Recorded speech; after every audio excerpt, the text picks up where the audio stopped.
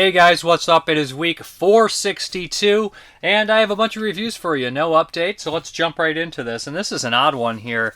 This doesn't happen very often with me that I don't really know what a movie is. I have not really heard of it.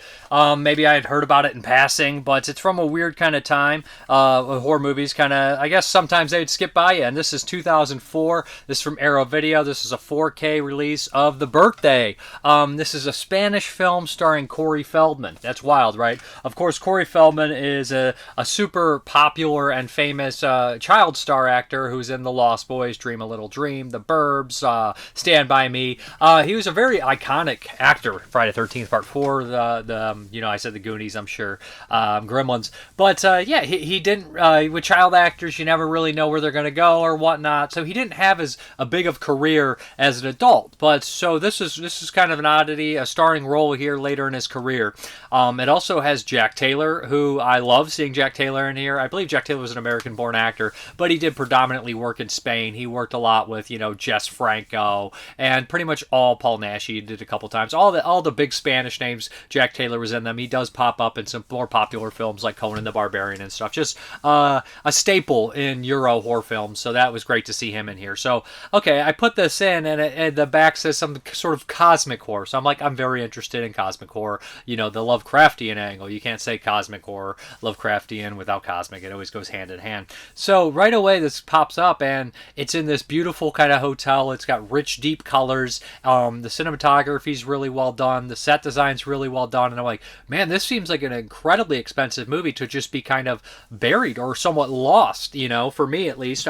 So I start watching this, and the first thing that I notice is everybody's acting very strange in here. They're hiding something. They're acting weird. They're not traditionally acting. And it almost feels like everybody's in this weird state, this fever dream, this nightmare, including Corey Feldman. In the first, third of this movie, I was like, is Corey Feldman bombing? Is he doing a terrible job? What is he doing here? I really didn't connect with it until I registered, oh no, he's doing a really good job for this movie, and it fits this movie, this kind of fever pitch dream. So the plot is basically Corey Feldman is brought along with his, rich girlfriend to go to her father's birthday party, and they're holding it at this hotel that he owns before they close it down. Maybe they're celebrating his birthday. So there's all these kind of rich, fancy people there. There's a group of workers that are very bizarre, and there's some people kind of scurrying around in the background where you really don't know what they're up to. But he's going to start kind of pointing out these things and catching on. And it's one of those things where you're thinking, is this person mentally unwell, like The Invitation, which came out in 2015, right? Where you're thinking this person's spotting all these things, and they've been through a lot, or there's something wrong with them. So you're not 100% sure the unreliable narrator. And Feldman's in the entire film. He's kind of your focal point. And as it progresses, you start to learn that either there is something dramatically crazy and weird going on, or there's something completely wrong with this character, and we're going to have some reveal or twist. I will say that I actually really loved where it went, and it's not necessarily just a horror movie. It is a kind of a dark comedy, a comedy of errors. I would say, like, it gets you in that awkward, uncomfortable situation very well. There's a love story angle to it as well. There's a lot of stuff going on in this movie, and it's damn near, I think its runtime's fairly long, almost 2 hours, and it doesn't wear out its welcome. I think Feldman does a really well, he does a good job, and I'm going to be honest, sometimes, Bordello Bloody's fine in, as he's an adult, and he was a fantastic child actor, but sometimes that doesn't always translate, and, stuff like popped up like Citizen Toxie for a second, I was like, I don't know what's going on, and they made it seem like he was had just kind of behind the scenes on that movie. I remember they were kind of saying all that stuff, and as it goes, saying he did a poor job or just was struggling, and he had the show, and that Feldman has not had an easy life, so sometimes that translates to good performances, sometimes bad, sometimes does nothing different. But I must say that I was very impressed with his performance here. I was very impressed with the cinematography, how this movie looked, and how they can kind of dip into the horror world and create the things that you're seeing or witnessing without necessarily seeing them. I don't know how to explain it without spoiling absolutely everything, but Jack Taylor's fantastic in here. To see Jack Taylor in a bigger role here as this kind of rich asshole kind of guy was great, and he's got some good moments at the very end. He actually had suffered from throat cancer, so he's got this messed up voice and everything of that nature. But I would would recommend The Birthday. This is, I don't want to call it a hidden gem. I'm sure it's popular in other places, but it never really got released in the States. But yeah, they say all this kind of stuff here. It blends screwball comedy, cosmic horror, and feverish style into uncomfortable cinematic experience. Yes, it very much does do that. I would compare it to, like, if you were taking Lovecraft, The Invitation, and possibly, like, The Dark Backward, and kind of throwing them in a blender and mixing them up. Just weird, uncomfortable situations here. Great looking movie, too. As far as the special features, Dolby Vision, HDR10 compatible, 5.1 surround sound, of course, subtitles, commentary by actor Corey Feldman and writer and director Eugenio Mira. The Shape of a Miracle, a brand new interview with Mira shot exclusively for this release. Pathology, an in-depth breakdown of the scene from the film by Mira, featuring archival behind-the-scenes footage, storyboards, and rushes. 2024 Q&A with Feldman and Mira for the film's 20th anniversary screening. Fantastic Fest in Austin, Texas. Original trailer, 20th anniversary trailer. Image gallery, reversible sleeve featuring 2 original artwork options. Collector's booklet featuring new writings on the film by Brian Reisman. And so, this is why you keep watching these movies. Draft House had originally had this one, watching horror and discovering movies and checking out new releases, because sometimes they get unveiled and put out to the the masses. Sometimes you find them yourself and you have this little hidden gem. But this one, I'm glad it's getting this nice release, because I was really happy with it. The director's worked on bigger movies and done a bunch of stuff, so it's not like he just went into obscurity and did this one great movie. So I'll definitely have to look into his career a little bit more. I know he's involved with Grand Piano with the Elijah Wood, so I'll have to see that one. I think I've had that sitting here for a while. But no, really great movie. Fantastic looking, too, for, you Lovecraft heads out there. And I don't want to sell this as like a tentacle horror movie or something of that nature, but it does have that kind of element where, like, there's possibly some weird occult shit going on. Highly recommended. The Birthday. Okay, the next one here is The Agitator from Radiance Films, directed in 2001 by legendary Japanese director Takashi Miike, who is probably one of the most prolific, or if not the most prolific, Japanese director of his time. And he did a lot of Yakuza films early on in his career, these direct kind of videos for the most part, probably slight theatrical kind of screening. I think this one did get shot on 16, blown up on 35, according to Tom Mez on the commentary. Great commentary, by the way. But The Agitator. So this has 2 versions of the movie on there. You have the, I think, 2-hour and 30-minute version, and then you have like a 3-hour version, which is like a mini-series version in standard def. The other one has been remastered. It looks fantastic. Now, the thing about Takashi Miike is a lot of directors you would pigeonhole in certain categories, right? You would say, well, this feels like a Stuart Gordon, even though he did a little bit more. Most directors are a little bit more, broader, and they can do more things than they get credit for. But you see some movies and you say, oh, this is so-and-so, this is this. And Takashi Miike could do almost any genre, and he did. He had that, the chance to make all these wild movies. If you were to show somebody The Audition or Ichi the Killer and then like Terraformers and One Missed Call, people are like, there's no way the same guy did all those movies, right? 13 Assassins, but he did. And there is some similarities here. Sometimes there's these little oddities that he puts within his movies, right? Where there's this little kind of moment here and there that you're like, oh, wow, that's definitely a little Takashi Miike-ism. And I do like that his movies, although even if they do seem professional, there's a little bit of chaos to them, or cheapness kind of to them, that kind of hard around the edges kind of style that he does. And that maybe not in everything. I know some of the bigger ones that kind of didn't have that. But I think this one definitely has that kind of style in here. So what we have here is... essentially, there is an agitator that wants to kind of create, the actor Matsukata, who is in, of course, the Japanese Godfather films. He's in the Proxy War movie, which I always reference and never say correctly. He plays a real-life Yakuza character in that movie, and he's a fantastic performance, fantastic actor, and it was great to see him intermingle in a newer Yakuza movie from, 2000. And I always say that, sometimes the Yakuza movies from the 60s, 70s have a different vibe and feel, and the newer ones have more chaos and more kind of on loyalty and stuff of that nature. But after watching the Japanese Godfather movies and this one, they do sometimes share a lot of DNA here. But we have this agitator who decides to kind of cause this kind of a big kind of war between these gangs, so he can kind of place these people in charge, so he can be kind of the main big Japanese Yakuza. But there's a lot of people on the lower level who tend to, in these Yakuza movies are focused on, not the guys,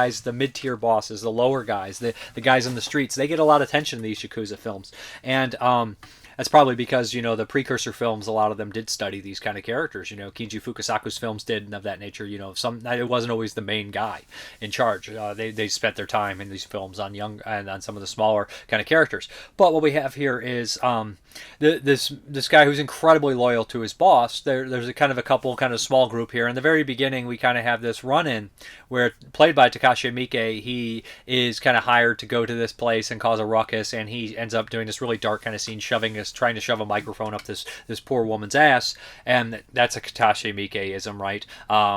So then the other Yakuza boys kind of bust in, and somebody gets killed. This Miike gets killed, so this kind of pits them against each other, and before anybody can really settle the score or kind of discuss things, one of the big bosses is killed. Somebody that's kind of shouldn't be killed at all. And this kind of upsets the other boss. He's very confused by this moment, and this gives a time for Matsukado to come in and kind of start pulling the puppet master strings and everything like that. And everything seems to be going to his plan, but some of the younger guys and one of the I don't know if he's technically a capo where the ranking is, but this guy's kind of higher up. He refuses to join and be assimilated into the Yokomizu kind of group, and this causes a lot of turmoil. And the younger guys, basically a few guys versus everybody, and that's when the focal point kind of becomes these kind of assassins and stuff that were hired, this pair of assassins, and everybody has their story, and there's a lot of bonding moments like these Yakuza films have, which is very funny. If you watch the Triad or Yakuza films, the Hong Kong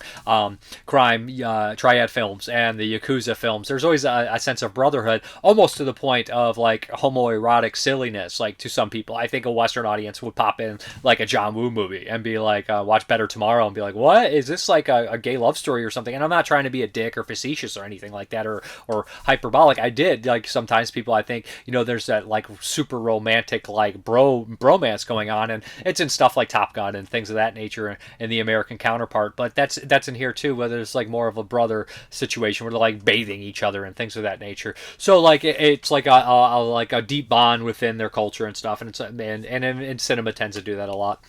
But, yeah, of course, a lot of people are going to die when the action sprint it pulls out. It's like a Takashi Miike. Boom, big squibs going. The one thing that I really liked about this movie was it felt like it was shot just generally in the street. And then Miike, in the special features of the interview, he says, I filmed it kind of like in a documentary feel. Obviously, it's not, because there's things that happen that wouldn't be in a documentary in that nature.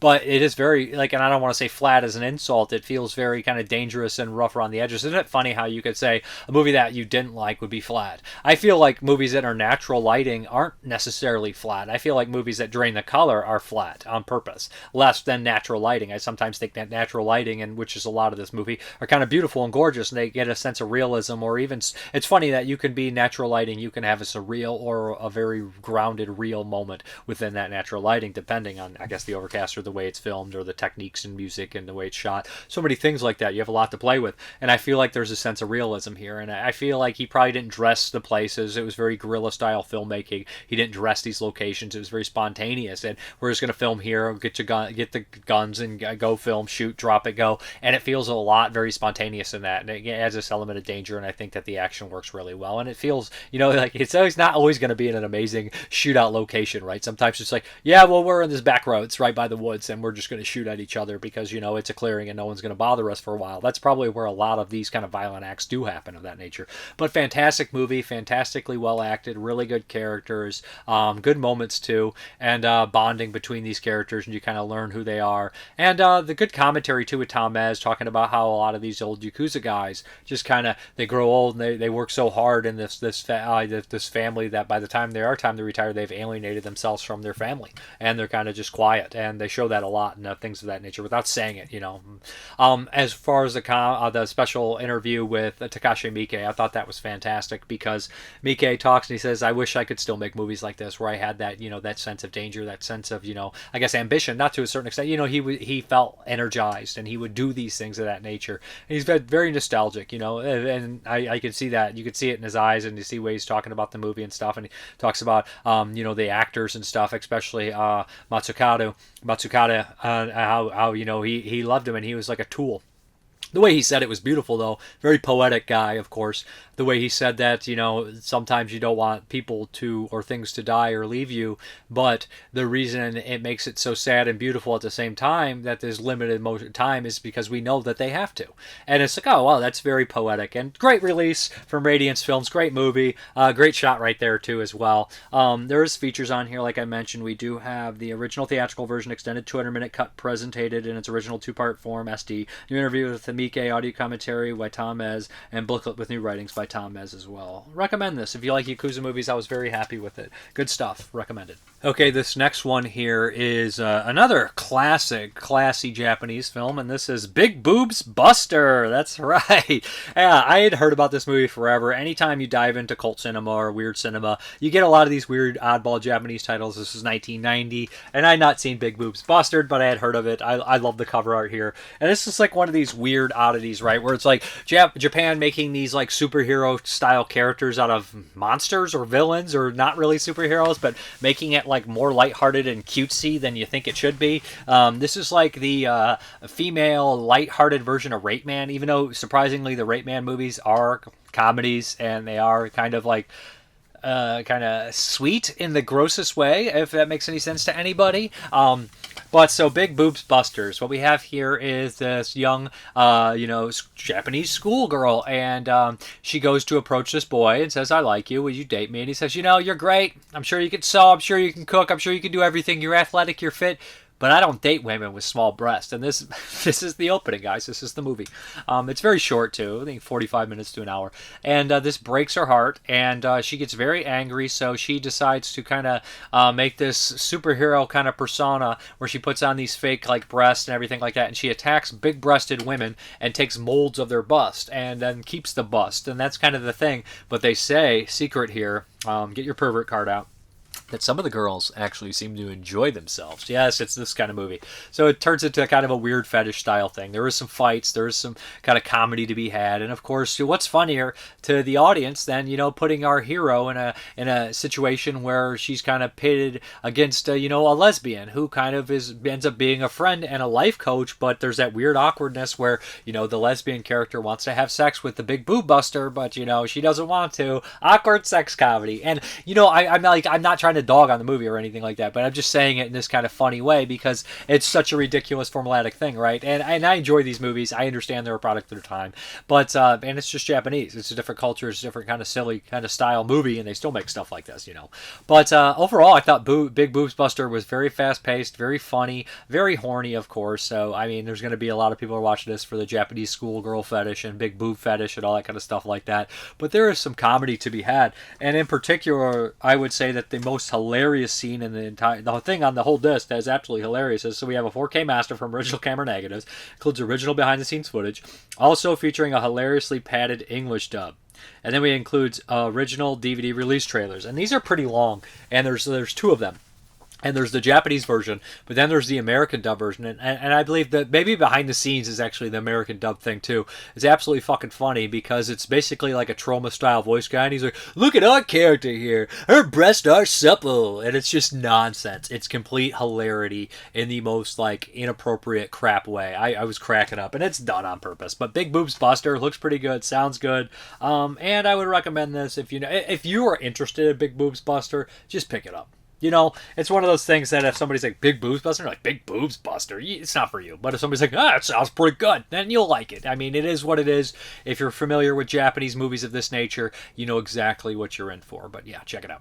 Okay, here we go here. One from Deaf Crocodile, and this is White Son of the Desert from 1969, 1970. This is what they call like a red western. Yes, it's a Soviet western film, and I've not seen a Soviet western film. I guess I've probably seen some technically would be considered Soviet western films. If they're made this time, they would be more modern times. But, I have never heard of this except when Deaf Crocodile put it out, and I'm ecstatic to check this one out and watch it. I was. And, it is definitely a red western here.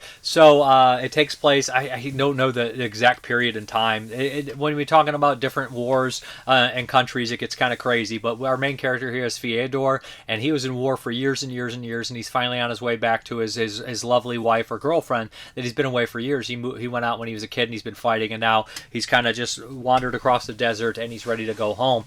On his way there, he runs into this friendly guy that he knows, and this guy says, "Listen, I'm transporting these women that are recently, freed. They're basically were slaves in a Harlem." And it's kind of comparing, the I guess the different kind of traditional lives that a lot of people would live. A lot of people have the multiple wives and of that nature. And he says these women, they're all covered up. Muslim women, and he says these women were, I don't even know if he tells them they're in Harlem, but there's 9 of them, and they need to be transferred, and I'm busy. I'll be back in a couple days, but can you do me this solid? And he doesn't really agree to it, but through kind of being left there, he has no choice but to take these women with him. Earlier in the film, Fyodor found this poor guy who was buried in the sand and helped him out, Sayed, and he gives him water and that, and that guy becomes kind of his friend, his travel companion, a guardian angel, if you will, because what he doesn't realize is, but he quickly soon finds out that there is a man named Abula who's after these women. They are his wives, 9 of his 11 wives, and he has an army of men with him, kind of odd-looking character actor types, very similar to something from a Sergio Leone spaghetti western, with the guys like Aldo Sambral or somebody like that in the background. These kind of guys like that of the, I guess, the Soviet variation of them, but they're kind of after him. And Abula wants the wives and all that nature, and Saeed has a history with them. And they kind of wander the desert, him and the young man that was left with him, that the soldiers left, trying to get these women to safety while these guys are after them. It's gorgeous looking in the desert, although it is a full screen. You still could get some of the big scale of it all. I think it looks great. The blue skies and the white sands and all that kind of stuff in the background. But it's incredibly fast paced, I would say. 84 minutes, and usually, I'm telling you this plot, you guys are thinking, oh, it's a 2.5 hour, 3 hour epic kind of film. No, this one is shorter and more playful and just fun, but also, kind of a heroic kind of Western style thing too. And then we kind of introduce another one of our big player characters here, who I guess was awesome. His legs had been amputated this time. I would have never guessed. And, from the commentary, and this guy, he was an actor, and he had lost his legs in the war of that, and he refused to be on crutches in the movie, so he's wearing prosthetic legs, putting himself through pain, and shortly died after his movie's completed. This guy is this old kind of war hero, and he has a bunch of weapons, and people always come to him and ask for his machine guns, his grenades, and of that nature. And his wife kind of tells him, "You can't get involved with this. I don't want to lose you." But it's eating at him constantly. This movie is a lot like that kind of Rio Bravo, right, where nobody wants to help these guys that are necessarily doing the right thing until push comes to shove, and you're going to have some backup, right? Everybody's going to come together to help you, and that's kind of what we have here. Good action set pieces, great villain, very big, very scary, very intimidating. Through the commentary, he was pointing out a lot of smart things that I didn't know much about this movie. Obviously, I've never seen it. Just talking about red westerns, and also talking about the influences and the things, how popular this movie is in their culture, and how and that the culture it was made in, and there was quotes that are still used today, and that was a great commentary. And then we have Dennis Bartok. He has a hour moderation, talking with someone else who brings up the red westerns and all these kind of things of that nature. So they definitely kind of crash course in this stuff. I mean, I love my westerns, and I love my spaghetti westerns and my Spanish westerns and all different countries of westerns, modern westerns, but this is a kind of a subgenre that I didn't really know existed, in the Soviet films ever made. One of the most popular Soviet films ever made has been beautifully restored by Most Film for the first time ever, Blu-ray through Deaf Crocodile in association with Siegel Films in Russian with English subtitles. Like, a fantastic movie that I'd recommend. So we have a video interview with an expert Russian red westerns author, Sergei Lavrentiev. New commentary track by film scholar Rolf Giesen, who is a German man. New video essay by film historian Evan Chester. New restoration trailer. New art by Beth Morris. Blu-ray authoring by Dave McKenzie of Fidelity in Motion. So a great release. Region A locked. Our main kind of character here, he's very heroic, very likable, almost like a hero, fantastical in certain ways. But what's keeping him alive and driving force is this idea that he's going to get back to his wife. And I think the movie ends well. I think think everything about it is pretty fantastic. And, you wouldn't have a sense of a real life danger and adventure without some casualties in the film. So, yeah, highly recommended. Check it out. Good stuff. I'm going to be relatively quick with this one, as I am being on a podcast talking about some 86 films. And I don't want to jump too far ahead and get in depth because we're doing 83 now. But here's a couple that I'm going to talk about here. So we got Shopping Mall. Yeah, I'm going to talk about Shopping Mall in this show, but I'll talk about it a little bit here. Jim Wynorski's second film, produced by Roger Corman. Wynorski started off as, a trailer editor working at the Corman School, like so many other people did. Wynorski would go on to do many movies, many B movies, and this is probably considered by most people Wynorski's best film or their favorite film. So great tagline, great marketing stuff, which Wynorski was involved with always in that kind of stuff. And so Chopping Mall, originally it was Robot and then Killbots, and then it did really well as Chopping Mall. Always kind of sold, or people thought it was a mall slasher like The Initiation or something of that nature. But what we have here is the group of kids, I think 8 of them, that want to party after the mall closes down. They work there, and there's these top tier kind of security system robots that they're Killbots, and an electrical storm happens, very casual, very tech thing like that. It happens in The Lift from 83. Electrical storm brings this thing. It happens in 1982, Alone in the Dark. The electrical storm breaks down the mental institution so they can get out. So electrical storm makes these robots go crazy, so they're going to kill everybody that comes in contact with them. Think Ed 209, right? Malfunction 87, and we had Terminator in 84. So we had like a lot of killer robot stuff going on in this 80s period of time after Terminator, and probably way before that. Honestly, cyborgs running amok since Alien, and probably before that, the 50s sci-fi. But it's always been a popular thing, but these robots here, of course, would be kind of evolve, or would kind of take from them and stuff of that nature. But yeah, so what happens is these kids are trapped in a mall, and in between having sex, they get, run down by the robots and try to survive, and they find machine guns, a la Dawn of the Dead, gun store. But it has a really solid, fun cast. I think the biggest names in here are Barbara Crampton and Kelly Maroney from Night of the Comet, which fits perfect in here. You got great cameos by Paul Bartel, Mary Warnoff, and Dick Miller. Just overall, an incredibly fun, easy to watch, short, fast-paced movie with a fantastic score. Tons of features on here, 3 commentaries. I've heard some of the same stories over and over again, but some great stories as well. We got director, co-writer Jim Wynorski, actress Kelly Maroney, and co-writer, second unit director Steve Mitchell. On a commentary, we got historians and authors Nathaniel Thompson, Mondo Video, Love Nathaniel, and Ryan Turek, Shock Till You Drop. Then we got director Jim Wynorski and second unit director Steve Mitchell. We got isolated score track. Then we have featurettes, Back to the Mall, Chopping Mall, The Killbots, scoring Chopping Mall, The Robot Speaks, The Lost Scene, The Army of One, Chopping Mall, creating the Killbots. And this is different people that worked on the film. The guy, the special effects kind of guy who designed the robot, Kelly Maroney, other people, the Steve, I can't think of the guy who did the score, but yeah, all sorts of stuff like that. Great release from Vestron, looks really good, sounds good, a load of fun. Chopping Mall, good stuff. Okay, another one that I've never covered on the show here is from 86, and this is Killer Party by William Fruet. Great Canadian director here, a little underrated, did stuff like Death Weekend, and then he'd go on to do Funeral Home, Spasms, Trapped, Blue Monkey. He had a lot of good stuff, a lot of cool films, and Killer Party is an odd one, 86, and I had only seen this movie one time before, so diving into the Scream Factory release was very I was very happy to do it. So the thing about Killer Party is it's definitely a trick movie. In 86, we had 3 April Fool's Day movies. We had April Fool's Day, Slaughter High, and then we had Killer Party. April Fool's Day was in the air, right? It took them that long after Halloween to get to fucking April Fool's Day, and they wanted to do 3 that year.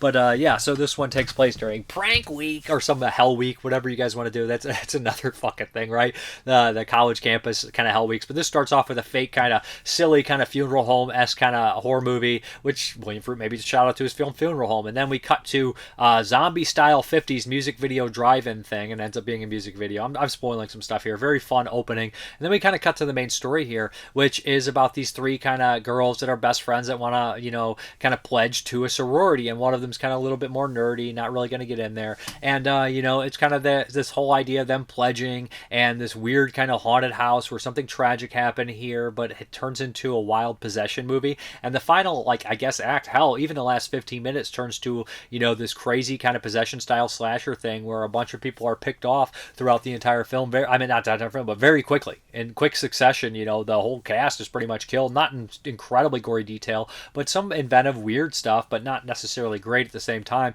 And the movie just turns into a real oddity. Killer Party is an incredibly weird oddity. It's fun, it's quirky, got some good soundtrack music, needle drops in there. But overall, Killer Party is solid. Not my favorite William Fruet movie. I think that he always does a solid job. I like most of his movies, honestly, but I don't know what my favorite is. Maybe Death Weekend is probably his best overall. This also has Paul Bartel in here. It has a guy from Surf 2, and he's in a couple more movies, so it's got a bunch of people that you recognize in here. And then we also have some features here, interviews with actors Ralph Seymour and Sherry Willis Brunch, writer Barry Cohen, composer John Beal, and more. Yeah, relatively short interviews, but they get to the point and move along quickly. Killer Party, fun stuff. Okay, I'm going to talk a bit about The Bride, brand new movie, and I'm going to sound like a fucking villain here. This is like, have you ever realized that it's what's that line? Even though it's not my favorite movie, but Dark Knight, where it's live long enough to see yourself become the villain. That's me right now. That's me right here, The Bride. I did not like this at all, and it's just I don't know if it's actually this bad or it's just me being an old man, being that's not the Frankenstein I know.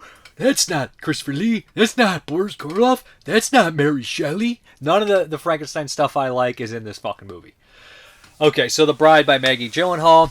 It's got, Jesse, what is her name? Jessie Buckley, Christian Bale, and, Jake Gyllenhaal's in here. And the worst Skarsgård brother. I don't want to sound like a dick, but that was a horrible performance by the Skarsgård. Not all Skarsgårds are created equal. He's no Bill, and he's no, what's the other one? They're both good, or Stellar Skarsgård. But yeah, so here's what we go here. So The Bride opens up, and spoilers. I'm going to spoil the talk about this movie. Let's do it without spoilers. I feel like there's tons of stuff that's put into this movie. There's too much stuff going on. Nothing ever comes together, and it's just all over the place. It's too loud. It's too incoherent. It's and I don't think that Christian Bale is right for the role. I don't think he's very good at it. I don't think the movie comes together very well. I think that they just couldn't focus on stuff, and without getting into details, I can't really talk about it too much. I think it veers way too far from it doesn't really capture anything that it's trying to do. I think this movie looks incredibly expensive, and I think that it's just it's a failure on a lot of aspects for me. It's a movie that's going to become a cult film, and in years people are going to absolutely love it. Maybe I'll warm up to it, but to be brutally honest, I can't see myself warming up to this. I think that this is one of these things that's just so wild and weird that some people are going to love it, but other people are going to just hate it. And I'm one of the guys that really does not care for the movie at all. But let's get into spoilers here. So this movie opens up with, Mary Shelley herself. You know how we have Mary Shelley actually talking into The Bride of Frankenstein, bookending the movie, right? Where she Elsa Lancaster bookending the movie and talking about, the stuff, writing the book. And we have Gothic by, Ken Russell having that kind of dive into Mary Shelley. So there's a lot of stuff about just Mary Shelley alone in film and cinema writing this stuff. So what we have is she's in the opening and she's just completely mad in black and white and just this ridiculous performance where I was like, I know a lot of people like this, but my mouth instantly turned into a grimace and I was like this and I was like, what's my face doing here? I couldn't register. I was like, watching a movie like this, I was like, what the fuck is this? My face turned to a grimace that was my first instinct. And I was like, oh, I'm grimacing without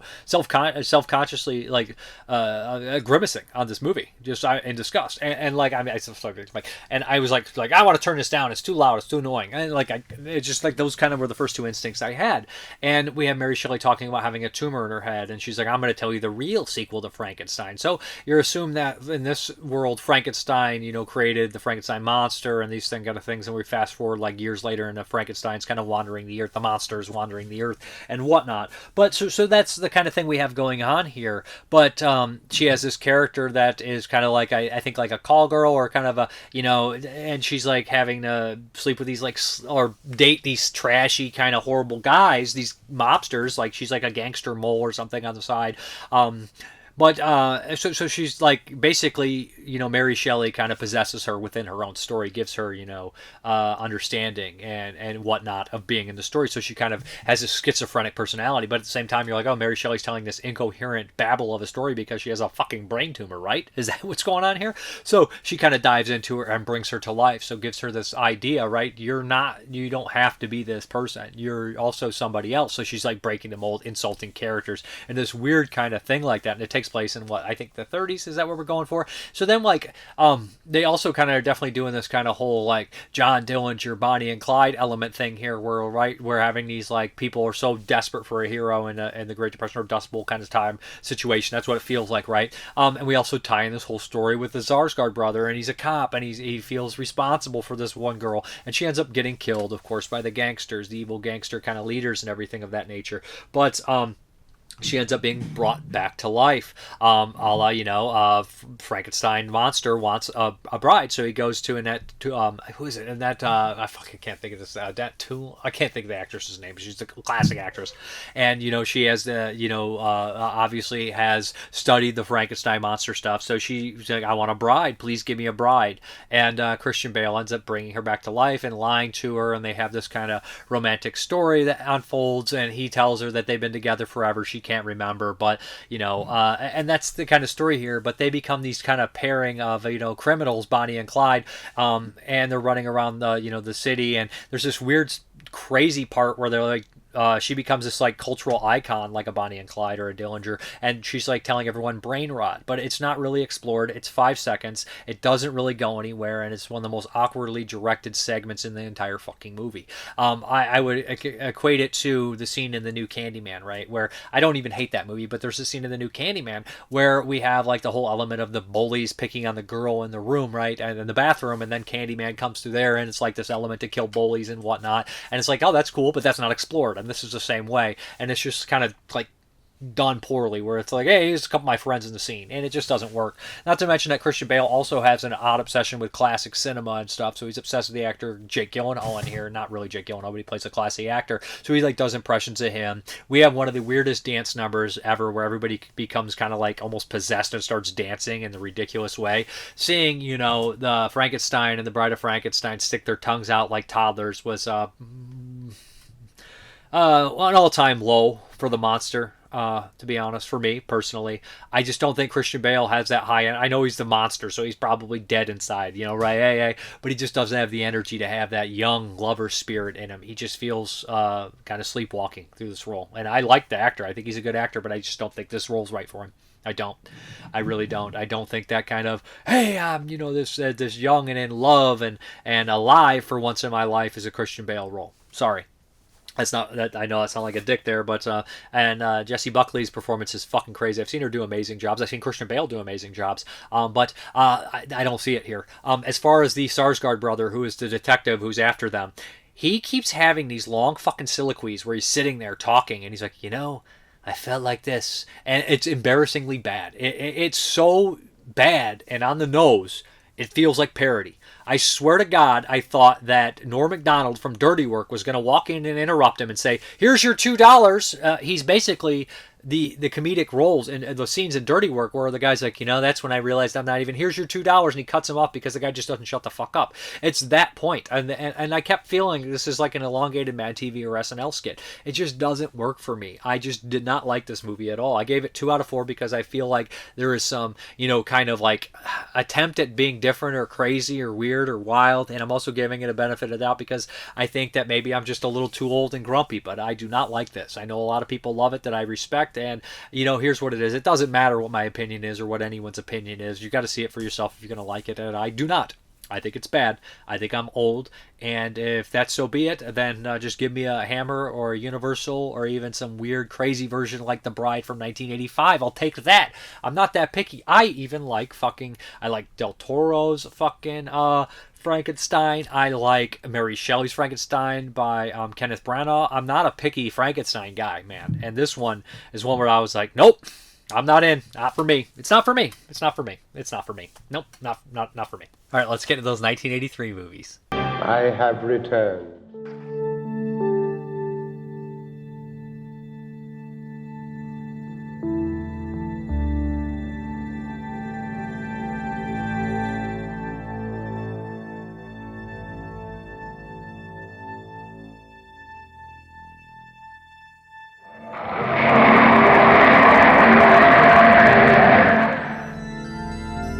Okay. Show me.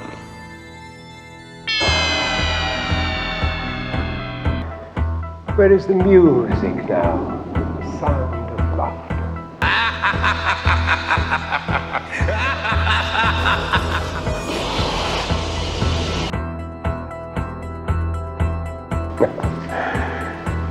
There was never laughter.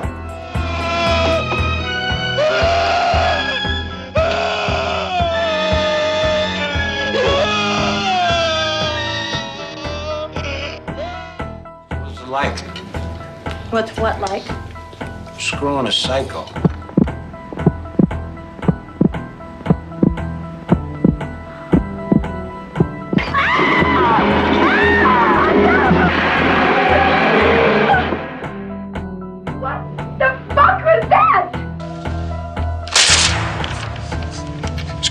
Guy blows dead dogs. Just lay it in there. Eat shit and die, Ricky!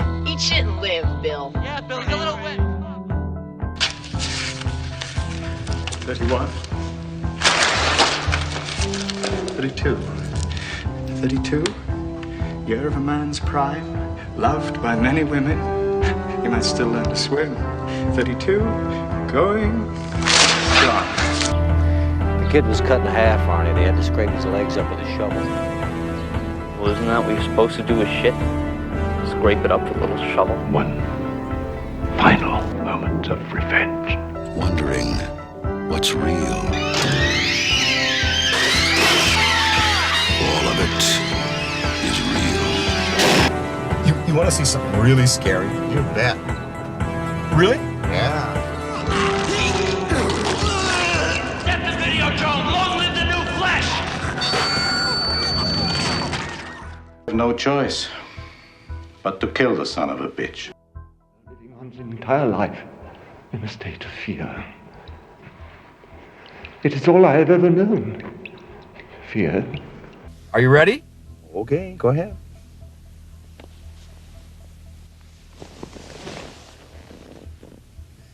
What are you doing?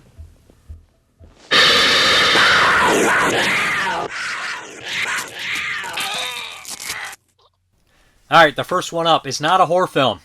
It's definitely kind of your rape revenge movie, but it's also the fourth in a series. And I don't know if I was going to watch this, but I was like, I'm really interested in like watching a lot of the subgenres within here and stuff of that nature and stuff that, is thrown in the horror a lot. But I'm decided to rewatch Sudden Impact, directed by Clint Eastwood and starring, of course, Clint Eastwood as Dirty Harry. This is the fourth Dirty Harry movie. The fans were calling for another Dirty Harry movie, so we got one in 1983. I think the last one was made like 76 or something of that nature. Of course, the original Dirty Harry film was 1971. Don Siegel, great film. Don Siegel's a great director. Clint Eastwood, a breakthrough character, one of the ones that put him on the map, along with the Sergio Leone spaghetti westerns and stuff like what was that? Coogan's Bluff was the one, I think it was. Yeah, but I'm a big Clint Eastwood guy. I appreciate how he directs movies and sometimes how he's storytelling. He does things a little bit different, especially when you see stuff like Unforgiven. Fantastic movie. Outlaw Josie Whale. And the acting career of Clint Eastwood. Here we go.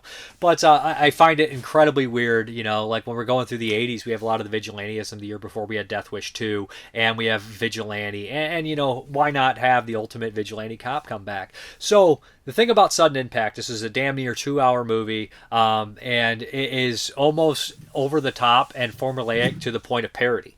And I loved this movie growing up, and rewatching it, I still love it, but at points it became an unintentional comedy for me. And I understand that probably at this point he's in on the joke of the ridiculousness of people always trying to kill, Dirty Harry, and to the point where they introduce a bulldog to please the audience. And I love bulldogs. That's my favorite kind of dog. Had one. Love them. So like they introduce this bulldog that farts and does stuff of this nature. It also stars Sandra Locke, who is his real life partner at the time, and for years after and before.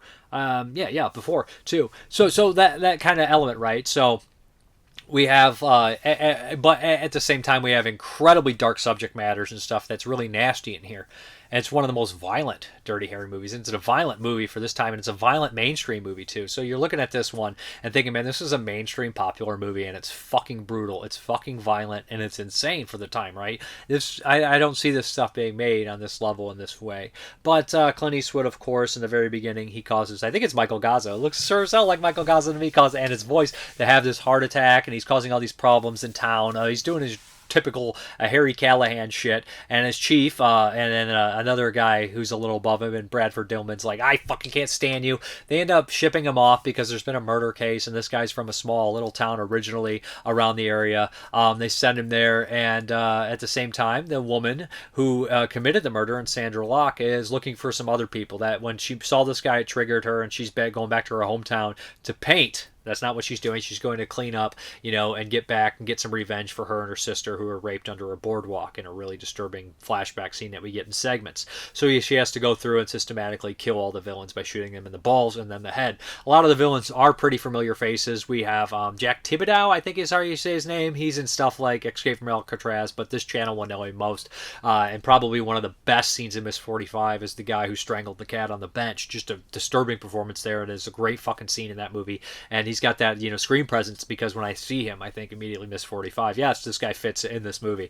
But so there's a group of them, and she starts to pick them off, and of course she's going to run into a Harry Callahan, and they're going to form some sort of bond, some sort of relationship, because they can relate to each other, right? And it's got that whole big kind of early 80s thing too. It's like, no, the justice system doesn't work. You get the criminals, and the next day they're out the street killing people. It's that whole big spew, right? And like some people will be like, that's so morally bankrupt, yada yada yada. But it's a movie, and it's cathartic for people to watch this stuff. People watch the Death Wish or the revenge movies or any of that kind of stuff like that, and it's cathartic, And watching a western, it's fantasy. Like, oh, I wish I could go back in the West and ride a horse and gamble all night, and drink, whatever it is, right? These movies are entertainment for the most part. Although this one does have some things to say. And it does handle some things I think probably some people might call it insensitive today, or it's just outdated. The movie's just outdated, and like I said, a lot of the acts of the yelling chiefs and stuff has become parody, because stuff like Last Action Hero and a million fucking movies, like Detective Crashmore from I Think You Should Leave Now. It's like so much of that kind of stuff there, right? That's in here. But it doesn't stop it from being an entertaining movie for me, because the action never stops. He's carrying his .44 Magnum, blowing guys to pieces, and it is a movie, and it's got quotable lines, but the bad guys are vicious, they're scary, and they're memorable. And they talk about this in the commentary, good commentary too. Talks about the characters when she runs into them. They're all got their own little kind of moments, right, where one of them will be like, "Listen, I've changed, I'm different," and all that kind of stuff like that. And it's kind of cool to do that, right, to keep them out. And they're all very familiar looking character actors too, which is always a good plus. You want your bad guys to stand out, your characters to stand out. We also have Pat Hingle in here in a good role as the small town kind of sheriff. That's it's just perfect. He's in Maximum Overdrive. He's in Quick of the Dead. He was in Gauntlet with Clint Eastwood. So Pat Hingle, great actor. Commissioner Gordon from the Batman films, the early Batman films from the 80s. Not early, but get the 80s Batman run started in the 80s. But yeah, so we got a great cast in here. Sandra Locke is a pretty bizarre character, to be honest. She's juggling with a lot, because she has that, obviously, that haunted feeling with some of the paintings and stuff that she does is a cool little touch in here that feels very European, I think. I think that like a Italian movie would do the painting stuff, like a Dario Argento. But I like those touches on that. I like the location. I like where we kind of go back to the scene of the crime to kind of have the climax of the movie. There's a lot of cool shit going on here. There's a lot of tropey, silly shit that's so formulaic, you're like, oh, I gotta laugh at that. But it doesn't stop me from still enjoying it, to still like shutting my brain off at certain points, and also stimulating my brain at certain points where I'm like, oh, it's interesting how they handle that. Because if you were to look at another film from this year, from 1983, a rape revenge film called Handgun or Deep in the Heart, it's completely different. I think that the way they handle that was like a pretty intellectual way, and this movie is like I guess pseudo intellectual way, but also an incredibly blockbuster kind of entertaining way in certain ways, and a lot of it is probably considered completely inappropriate. Maybe somebody would break this down and be like, well, one's this liberal way that they would handle this movie, a conservative way, but they both kind of take the revenge. And one, I think, is a more psychological aspect, how the character would take the revenge on the person, and this one is more, physical, as it is, But I think both movies are definitely worth watching, and both interesting kind of takes on the subgenre. And I know this is a very touchy subgenre, but as my friend Art, he likes the confrontational cinema, as do I. I like all kinds of cinema, but when a movie can do something really twisted and messed up, but also, in spite of its horrible things that it does, keep you entertained and get you invested. I think that's just kind of a work of art on its own. As far as the special features are concerned, we have historian Eastwood biographer Richard Sheckle and featurette The Evolution of Clint Eastwood. Both are fun. Commentary is pretty good stuff. This also comes with Enforcer on a different disc. This is 3 and 4 of the Dirty Harry movies. Not a great looking Blu-ray. We could use a redo here. Like, you see some of the fires and stuff. You see a lot of pigmentation and fragmenting and stuff. Not a great Blu-ray. Sound was good. A lot of magnums and bullets and guns and explosions behind you. Good 5.1 mix, but the actual visuals not too great. But Sudden Impact, I'm a fan, and there was a time when Jeremy was watching it with me. He's like, I can't follow this, man. This is ridiculous. And I'm like, I just was like enjoying it and laughing at a lot of the formulaic stuff, but not like just completely being like so facetious. Not like hyperbolically enjoying it. I like or ironically enjoying it. I enjoy the fucking movie. I like the movie, and I'm a big Clint Eastwood guy, and I love the stuff that he directed and a lot of the movies he acted in and stuff of that nature. But yeah, this one's fun, different, very much a product of its time, and maybe even past that, but it does have like a little 80s flair too. So great stuff. Sudden Impact. Okay, we're doing another post-apocalyptic movie here, and this is, of course, 1983. Sergio Martino got in here, and we got Michael, what is his name, Sopkin, who did like 4 Italian horror movies, and that's it. He did Monster Shark, he did Blastfire. Blastfire's not a horror movie, but the Lamberto Bava movie. I can't think of the 4th one he did, but he did a 4th one here, and this is one of the best post-apocalyptic movies to come out in that run after we had seen stuff like, the new Barbarian, the Ennio G. Castellari original one, Bronx Warriors. So we had the Mad Max and Escape from New York ripoffs, and then we have in 83 we have a slew of the Italian ones, and Sergio Martino is one of the best and most capable Italian directors. He's definitely not, if we have the top echelon, the 3 holy names, I'd say definitely second tier is the Martino with like Ruggero Deodato or something along that, and Lenzi or something, so like here we go. This is the Code Red Blu-ray, and besides Sofkin, it also has who else pops up in this bad boy? Romano Pupo, one of my favorite guys. He's in Ghoulies 2, gotta love Ghoulies 2, love Romano Pupo, and we also have some other familiar faces in here. We got George Eastman, one of the best of all time, as Big 8, one of his best roles here. So this movie's fucking wild. So Edmund Purdom of Pieces fame and a million other better movies, but I love Pieces, so that's the best movie he ever did. Fight me. So basically, this is the future. 2019, the future. And the world's been blown up by nuclear war, all sorts of bullshit. New York is in shambles. So what happens is there's this federation that's thought to be dead. That's kind of like I guess you say maybe they're the good guys. Who the fuck knows in this kind of world? And they want to go in and find this fertile woman, because all the people, basically all the women, are infertile, and everybody's contaminated with radiation. No one can have kids or any of that nature. So we got some children of men storyline going on here. So they want to send Sopkin in because he's a badass and he gets the job done. We see him win this badass fight race to the death, and they're going to send him in there, and they're going to send a couple goons with the one in Romano Pupo, and one guy is like the professor. He's I don't remember his name, but he's got like a claw hand. And they're going to go in here and try to find this person, this fertile woman. They run into all sorts of crazy people, mutants, underground dwellers, and and they run into the bad guys that are these kind of like Nazi-esque characters that have like formed everybody together in one nation, and they're the ones that are also, they catch on that there's a fertile woman and they want her as well. So we're basically trying to get this fertile woman out. They run into Big Ape, who is basically an ape. He comes from like an 8-man lineage, and he's goddamn giant, and he also wants to save the woman so he can spread his seed and pass on his genes. So that's kind of what we have going on here. It's incredibly fun. It is pretty violent, never stops with the action, good characters, ridiculousness. Romano Pupo, he has a little twist at the very end, but I think you'll figure it out pretty fucking fast. Highly recommend After the Fall in New York. I really like this one. It looks pretty good too. One of my favorite post-apocalyptic style movies. It is kind of a New York ripoff, Escape from New York, right? We got to go in there. You got to go in here and get it. It's even more so than a Bronx Warriors. Like, go in. That one is too so bad though. They're like, you got a limited time to go into the these movies. I can't believe they got away with this shit, but I'm so glad they did because they're all fucking awesome.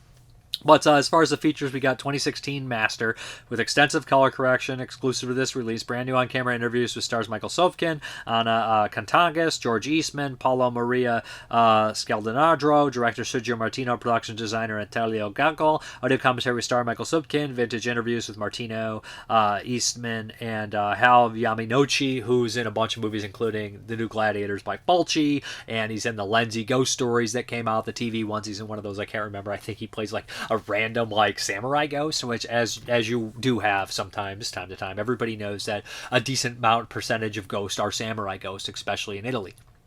Okay, but anyways, this is a blast movie, highly recommended, one of the best post-apocalyptic ones, violent, good cheap sets, but Martino is a hell of a director, and like when I watch the Ennio G. Castellari movies, they seem a little cheaper than this one to me. Not Bronx Warriors, but the sequels do.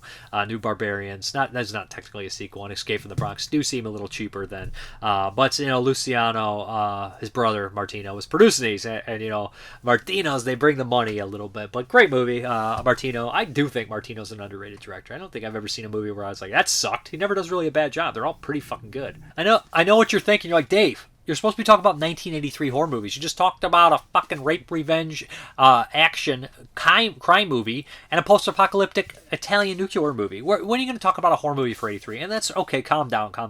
We're going to dive into the exorcismo, defying a director and raising hell in post-Franco Spain. And then we're not talking about Jesse Franco. We're talking about the dictator Franco from Spain. So we all know the storyline here. It's been talked about a lot with a lot of directors and stuff. They were making these movies that were pushing the envelope, being released internationally in unrated versions and nudity filled versions, and then when they came to their own countries, they'd have edited and stuff, and they'd make these movies take place in different countries because the director was such a fucking dictator. When he died, people were making movies in places that he used to reside in, sleazy ass movies like that. So it's got a long, nice, rich history. I'm sure this box set dives into a lot of that shit, but the one I'm talking about here is going to be Morbus, and I can't really open this bad boy up because it's riddled in nudity, and there's plenty of nudity in here. A lot of these are horror movies, a lot of them are sex films, a lot of them are a mixture of sex and nudity films. So Morbus, this is a weird fucking movie, guys. So this director had worked in sex films before, and he wanted to kind of mix the genres of sex film, they call them S films, and horror films, and he wanted to make it kind of a satire, kind of parody here. This is an oddball film, right? So the biggest actor in here, for American audience, would be Victor Israel. Victor Israel is in Hell of the Living Dead, Horror Express. He's a very known commodity in Spanish and Italian horror films. He's got an iconic look. He pops up in some spaghetti westerns as well. In fact, there is an excellent documentary on here, The Evil Faces of Victor Israel from 2000 and I think 15 or something, where it is, and tons of interviews with actors and contemporaries and directors talking about the guy and his life and his career, and it's a very good one, and it's very eye-opening on how many movies Victor Israel did. So I would recommend watching that little documentary that comes on this disc. But we're talking about Morbus here. So this opens up, and it is odd as hell right off the bat. We have this doctor kind of being very silly and goofy, and he's talking, in his kind of pharmacy, and somebody comes in and he's like, I appreciate you. You seem like an intellectual. I love intellectuals. We make the world go on. We invent things. I'm working on a secret serum now, but you can't say anything. And he has this really, young, attractive helper, and they're talking, and she's like, you have to go with me and sneak in this area in the morgue. And it looks like they're doing some Reanimator style stuff. Remember, this is 1983. So they sneak in there, and she's trying to keep the orderly kind of, busy by sleeping with them. So we have this sex element here and tons of nudity. And he ends up kind of doing something to the corpse. It's not what you think. It's not some, what the hell aftermath stuff going on. It's much more wholesome than that. It's bringing the dead back to life. We kind of cut after kind of a brief scare, and we go to these kind of three prostitute girls that are trying to make a living. One of them is into the occult. She kind of goes to kind of a Satanist guy and gives him freebies and gets her palms read. They kind of make jokes about that. And the other two end up getting called out to go to do a weird kind of gig with this strange man in the wilderness. And this strange guy just wants bedtime stories read to him. So we got this weird element of comedy, and you're like, what the hell is this? We're just jumping all over the place. But they are attacked by zombies, and they're not the best looking zombies ever. They're kind of cheap looking zombies. They're not Hell of the Living Dead caliber zombies, not even that. So they're kind of cheap zombies, and you're like, this is really odd. She ends up escaping into this area, and she's naked. And she wakes up, and there's this kind of this writer that's isolated in the woods, and Victor Israel is kind of his helper. He's a pervert. He speaks in gibberish, whatever. And he starts to kind of like, oh, well, he wants to sleep with her, and he almost rapes her. So we got this element too. And she kind of brushes it off, and they start a kind of a weird relationship. It figures like maybe they know each other, and she tries to tell him about the zombies, and he doesn't believe it. But then soon later, we have more zombie attacks and weird, more ridiculous times. And it leads to one of the funniest moments in the film where we're doing like this satanic thing full of nudity. We have this elaborate orgy that has dong and all sorts of things of that nature. And when the zombies bust in, the Satanist kind of leader says, "Great Satan!" Like, holy shit. Instead, he says, "Great Satan," and they all take off running. What I like about it is like the people from earlier in the film are the zombies in the background.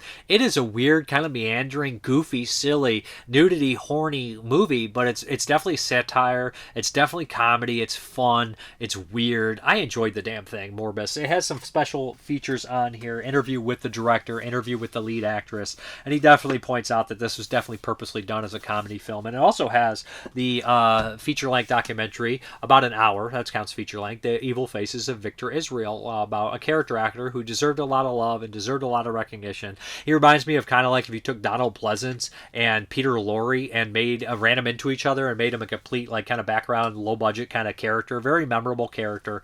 And he's really weird in this one, really bizarre. This movie is too horny, but too goofy, but all around, I like it. Morbus, check it out. Good stuff. And Severin putting this bad boy out, man. It's great because this set has a lot of stuff that I watched for the early 80s, like The House on the Outskirts and shit. Like, I was like, Supernatural. I'm like, I'm surprised this stuff got a release because it's pretty fucking wild that it's a nice remastered release. I'm very happy about that. But recommended. Yeah, you got to watch Morbus. Good stuff. Okay, the next one from 1983 is Sadism, Sexual Aberrations. Yeah, and this is by the director who'd go on to do Satanic Attraction and Ritual of Death. Two movies that I'm looking forward to watching. Two movies that have kind of an infamous kind of name to them. And I can't think of this director's name. He's a Brazilian director. I've not seen any of his films so far. Maybe I have. I do not remember them off the top of my head. But this is an odd one. This is damn near 2 hours long. Way too fucking long. And the subtitles weren't necessarily great. But what we have here is this woman who is wheelchair bound. In the beginning, she says, if I didn't have my own thoughts and to keep me busy, my own fantasies, I would go completely insane. So she's, well, maybe she did go insane, but she's sitting in this kind of, isolated in a wheelchair, and she has her tabloids. And basically, this whole movie is a series of vignettes of her reading these tabloids and then kind of putting herself in the position of them. And sometimes they're incredibly sexy, incredibly, dirty and nasty and also disturbing. Like there's one where there's a rape scene where like these two guys break into a porno shop and rape her and her sister, and she's in a wheelchair. And then we start to get even more further where like we start to get into cannibalism and stuff of that nature, where there's a really nasty scene that I think is probably what the movie's probably most known for, infamously why this director probably had that. And one of the reasons why he had some infamy is there's a scene where somebody like kind of eats genitals, cuts off a breast and cooks it. And that reminded me of the Brazilian film, the anthology one that I watched, where essentially one segment is just this cannibal guy raping this dead body and cooking her and eating her. And I was like, this is like fucking Untold Story kind of shit here, and this kind of weird sex comedy stuff, and then sexy kind of erotic stuff, and then we have this scene in here, wild. And this one definitely doesn't really have the comedy element, so it's plenty of nudity, plenty of sex, a lot of it kind of weird and disturbing. It does go on a little too long, and it does kind of, I think, bend into real life a little bit towards the end of the film. Overall, I think that Sadism, Sexual Aberrations is worth watching if you're into this kind of stuff, if you like the Brazilian stuff of that nature, like the sex kind of, horror-oriented stuff that I guess would be their equivalent to the Roughies, but they have their own name for them. I can't remember exactly what they are, but they mentioned that in the special feature, one of the ones that got released by Synapse. They talk about the whole history of that kind of stuff, where they were allowed to do the movies, as much violence, as much sex as you want, just keep it not political. So they pack these things in with lots of disturbing shit in here, and this is one of them. A little too long, subtitles weren't great, picture quality wasn't great, but nonetheless interesting. Sadism, Sexual Aberrations. Check it out if you are a crazy person like myself. man, I can't believe I'm going to give this movie praises after all the reviews I read. So I didn't know this movie was hated at all. I remember this came out and it didn't look like something I like. I wasn't very thrilled with the animation and I was like, what is this? What's going on? Not for me. I'm going to pass on it. But saying that, I watched 2007's Beowulf. Somebody gave it to me based on the epic kind of poem from my knowledge, and I didn't get a chance to listen to the poem. I was going to. But yeah, so this is directed by Robert Zemeckis, of course, Forrest Gump, Back to the Future, Who Framed Roger Rabbit, yeah. So lots of big movies, some great, some, not so great for people, depending. But so here we go, Beowulf. This has this animation that's very dated for the time, but popping it in now, it looked a lot like, a Jimmy Screamer Claus movie. So I was like, this gives us this like fever dream to me. It makes it very bizarre and very odd. So it's a period piece, of course, and it has a great cast, almost a cast that's too on the fucking nose. Like, you're like, has it ever been casted so well, like too on the nose? So we have like Ray Winstone as Beowulf, like this great warrior. We have Anthony Hopkins as this old king, Angelina Jolie as this evil kind of weird serpent kind of character. We have Crispin Glover as this kind of half son, half man, half like monster thing as Gretel, just screaming and yelling. Who else do we have in here? We have John Malkovich as like this kind of Weasley advisor. So we have such a good cast in here of voices and of that nature. Brendan Gleeson as like our main warrior's best friend, and like ever since I was a kid watching Braveheart, Brendan Gleeson has always been that character, right? The Mel Gibson side guy, right? He's always been that best friend, right? He's basically that character again. But yeah, so the animation I think could bother some people, but to me, I don't know why. I dove right in and the story opened up and I didn't even know it was PG-13, but right when it started I was like, oh, this seems like it surpasses that rating right away. And in the very beginning we have these guys celebrating Hopkins as the king, and he's like, we'll celebrate our hall, and we know that him and his wife obviously have this turmoil between them. And what happens is this monster breaks in and we hear him screaming and it sounds really disturbing. It's Crispin Glover's voice, and he breaks in and he starts ripping people to shreds. Like, it reminds me of like Attack on Titan or something, like this giant man just biting people and killing them, and I'm like, this is pretty disturbing shit for this kind of movie. I love the fantasy movies, obviously. If you guys seen like the fantasy timepiece movies, I'm into those, like, Excalibur or Conan, those ones especially. I mean, I like Sword and the Sorcerer and stuff like that, but not quite as much as the other ones. But so we have this whole big kind of like murder scene, and Beowulf shows up hearing about this monster, and he's a king from his own place. He says, I will slay this monster. Me and my men will slay this monster. And he ends up going in, and they are successful slaying Gretel, but there's Gregel. Is it Gretel or Gregel? I can't remember. I keep calling him Gregel because it's like the name from Guyver. It's like the first Zoonoid they fight. I can't. It's something along those lines. But I wonder if they got the name from this. So they go in, and he's supposed to find the mother. And what happens is he repeats history. And obviously it's some sort of fate, some sort of things to carry on where kings are, contaminated, where this curse will live on, right? And I don't want to spoil absolutely everything, but it goes through many, many years, and it plays this epic kind of thing, and about a hero, and the hero, not suffering from the past and being bothered by the past, and we have the end climax, right? Where our character is going to do kind of, I guess, redeem himself to a certain point, but it gets to end up really tragically and sad in a lot of ways, and like as an epic poem should, where I don't know how close this follows to the story, to be honest, and that's maybe a problem that a lot of people do have with it, but I did not see that here. And I don't want to spoil the entire story, but there's some great stuff that I thought was really well done, like camera angles, if you will, in the animation, where we have Beowulf, played by Ray Winstone. I should have mentioned that, of course, from Scum. Great movie there. And, Departed and a million other movies, Sexy Beast. But he's, like, looking in the water, and like a reflection, and he sees behind him kind of the serpent woman, and you're like, oh shit, is that what I seen? It does that a couple times, and like just little small glimpses like that I thought were really effective, and everything of that nature. I thought that Beowulf was incredibly entertaining. I thought the songs were good. I thought that the legend was great, and the storytelling was what brought me in.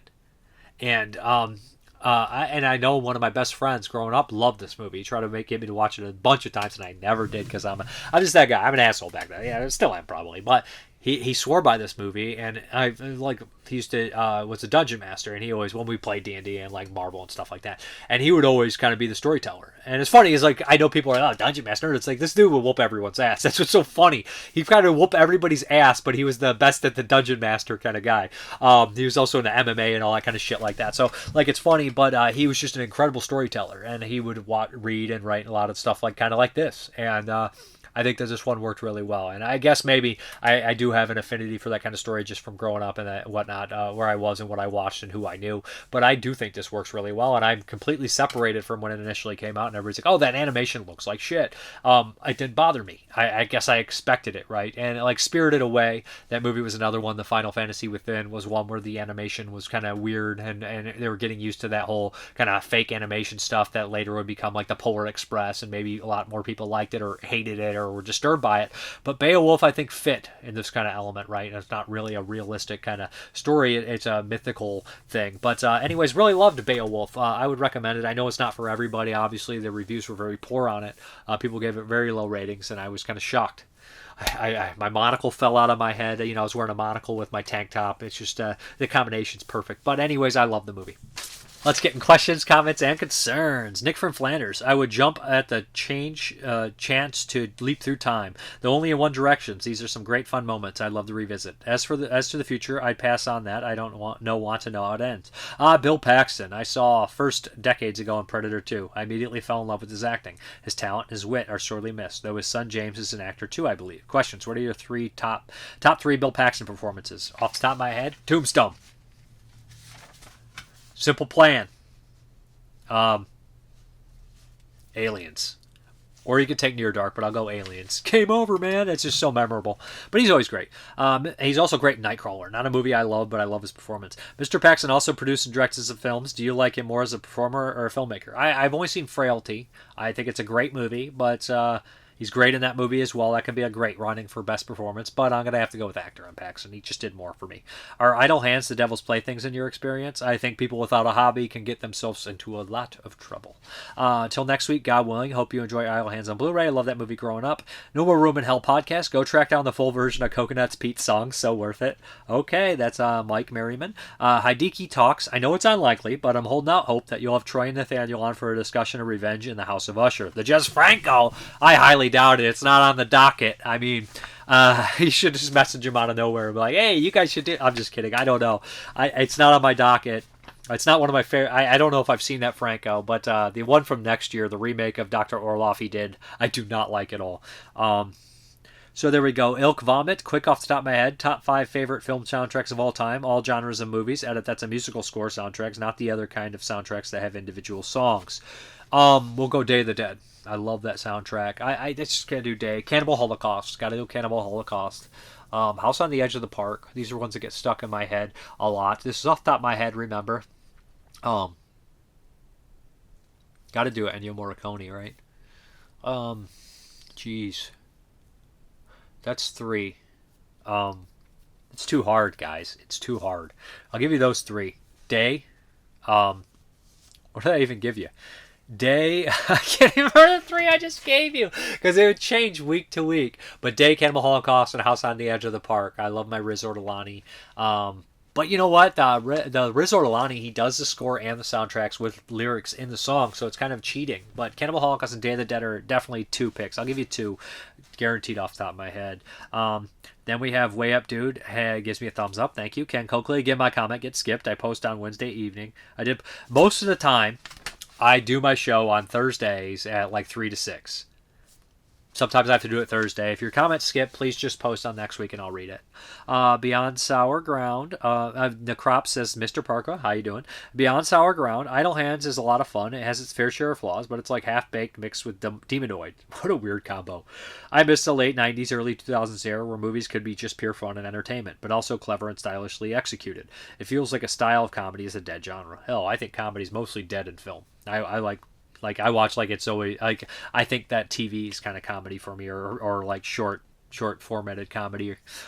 It's great to see some love for Sweet 16. I think it's underrated, and hopefully someone will give it a 4K upgrade with both cuts available. I think will get some more attention once a good version is widely available. I'm pretty sure that Code Red Blu-ray was limited to 100 releases that sold direct. Though personally, I'm not convinced that Bill Wilson was ever truly transparent about how many copies of this release he actually printed. No shit. In a decade from now, when you're doing the 70s, are you going to cover all the Grindhouse Ruffy films like the hardcore version of 4th Century? Those films fall into the same camp as the Phil Prince movies for me from 82. Super interested in learning about them. Will probably never take the time to watch them at this stage in life. I try not to be too tough on myself because I know you can't watch everything unless you're Mr. Parka. Yeah, I will watch the Ruffies. especially if they're horror-oriented. But you can't watch everything. Even I skip a couple. Ken Coakley, I finally got to see the new Dracula. Who knew that one of the better Dracula performances would have been done by a guy from Texas? I had seen Caleb Landry Jones in other movies, but this is his best. Best. Christoph Waltz was terrific Van Helsing, who, unlike all the other Van Helsings, was on a mission of mercy. The film was a lot like Bram Stoker's Dracula, and then it was driven by a vampire trying to find a great love. Even the original 31 Dracula was marketed as a love story. It was released on Valentine's Day 31. Jones looked great as Dracula with long hair and a top hat. From certain angles, he looked like Lon Chaney Sr. in the rare photos from London After Midnight. Seeing the resemblance sparked my Asperger's, and I thought that there should be a remake of London After Midnight in black and white. Dracula was like Bram Stoker's Dracula with an offensive nunsploitation scene in the film. Now, Christoph Waltz can brag that he is in both Frankenstein and Dracula. If he were a Nosferatu, it would have been a trifecta. Indeed. I do need to give that one another chance. I will watch it eventually. I just, I guess I saw part of it and I was like, this is not for me. But I'll go back to it and try to give that a chance.